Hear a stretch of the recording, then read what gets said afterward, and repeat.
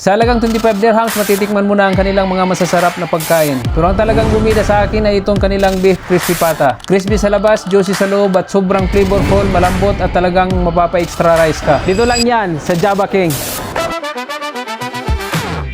As usual, hindi lang 5 kundi halos isang dosinang nilalang ang kasama ko para sumugod dito sa Java King para matikman ang kanilang flavorful, colorful at nakakatakam ng mga pagkain.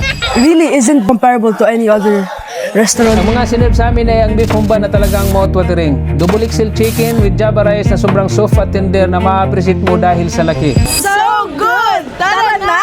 At syempre, ang beef crispy pata na kahit ini-edit ko ang video na ito, naglalaway pa rin ako. Hindi rin magpapuli ang chicken sisig nila na gustong gusto ko balikan. Kasama rin sa mga nakain namin ay ang chicken tocino with chicken barbecue, beef rib stick with chicken barbecue at beef spare ribs with chicken barbecue.